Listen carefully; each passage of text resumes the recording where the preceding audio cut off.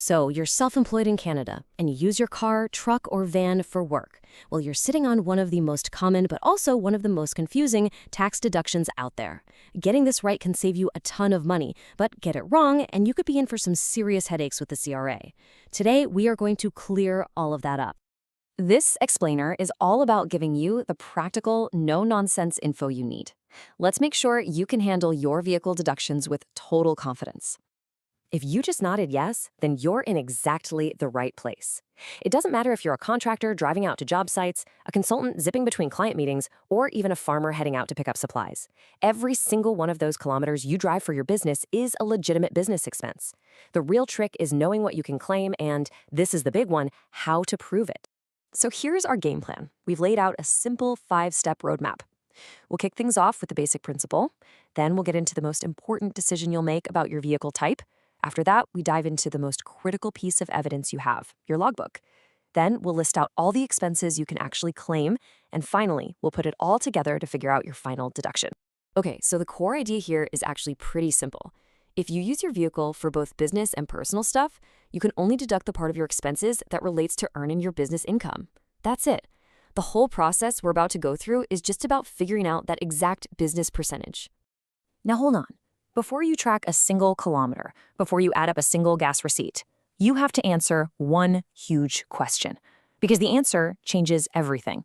What kind of vehicle do you have in the eyes of the CRA? This is, without a doubt, the most crucial distinction you will make. For tax purposes, your vehicle is one of two things: a motor vehicle or a passenger vehicle. Now, this might sound like boring tax jargon, but trust me, this is a huge deal. If your vehicle counts as a motor vehicle, you have way fewer restrictions. But if it's a passenger vehicle, the CRA puts a cap on how much you can claim for things like depreciation, loan interest, and lease payments. They basically do this to stop people from getting massive tax write-offs for super expensive luxury cars. So, what exactly is a passenger vehicle?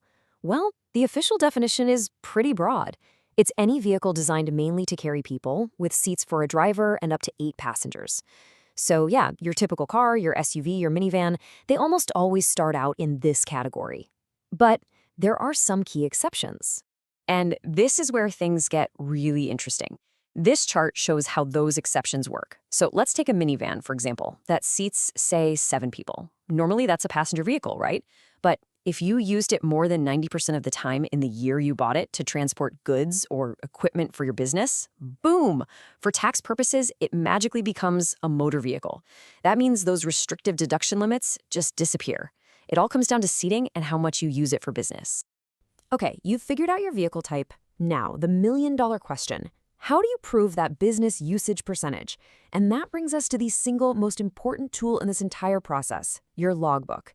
It is the absolute unshakable foundation of your entire claim. And hey, you don't have to take my word for it. This is a direct quote from the Canada Revenue Agency itself.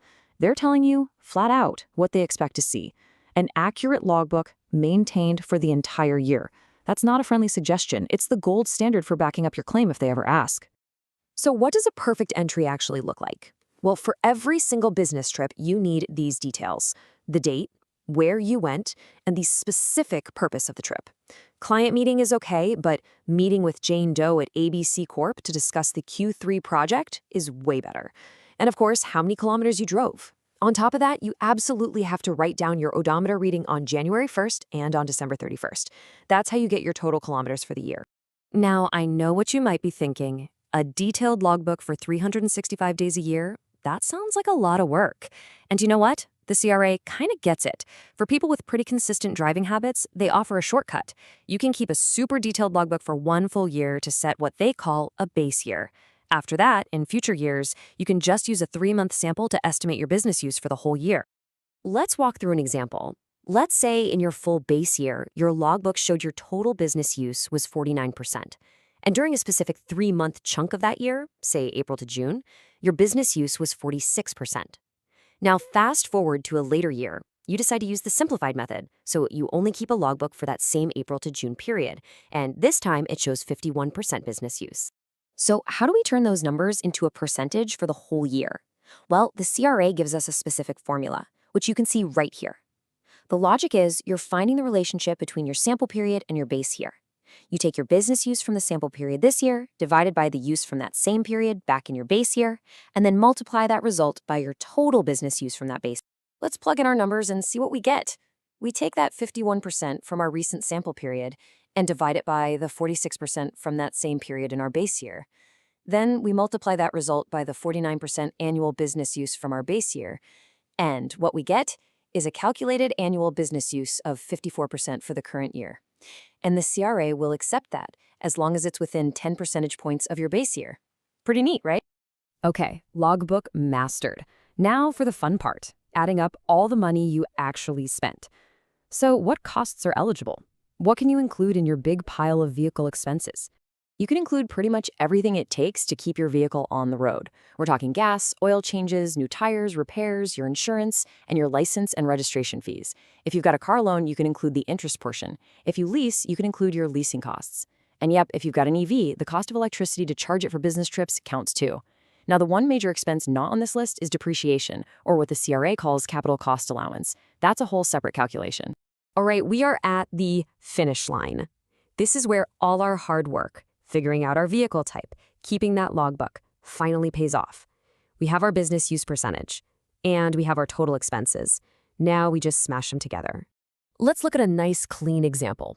Meet Murray. He owns a truck that qualifies as a motor vehicle, so we don't have to worry about any of those complex limits. He drove a total of 30,000 kilometers this year. His awesome logbook shows that 27,000 of those were for business, and his total expenses, gas, insurance, the whole shebang, came to $7,000.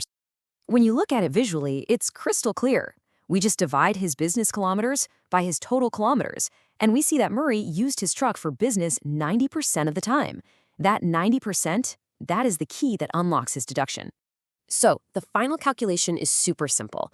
We take that business use percentage, 90%, and we multiply it by his total expenses of $7,000. The result is $6,300. That is the amount Murray gets to claim on his tax return as his motor vehicle expense. Okay, Murray's case was pretty straightforward. But what happens if you have a passenger vehicle? And what if you're leasing it instead of owning it? Well, like we talked about earlier, this is where the CRA brings in some special limits. And things get, well, a little more complicated. Okay, for a leased passenger vehicle, you basically have to do two separate calculations, and then you can only claim the smaller of the two amounts. The first calculation is easy. It's just your total lease payments for the year multiplied by your business use percentage. Simple enough. The second calculation, though, is based on limits set by the government. There's a maximum monthly lease payment they'll recognize, around $950 plus tax for 2023, and a limit on the car's sticker price. You plug those official numbers into a specific formula. By making you calculate both and then take the lower amount, the CRA puts a hard ceiling on your deduction no matter how much you're actually paying for that fancy lease. All right, that was a lot to cover. So let's boil it all down to the 3 golden rules you absolutely have to remember. First, know your vehicle type. Is it a motor vehicle or a passenger vehicle? That's step 1, and it dictates everything. Second, keep a flawless logbook. It is non-negotiable. It is your primary evidence. And third, always remember the basic principle. You can only claim the business portion of your expenses. At the end of the day, your claim is only as solid as the records you keep.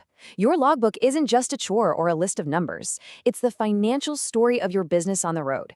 It tells the story of your hard work. So the real question is, what story is your logbook going to tell the CRA about your business this year?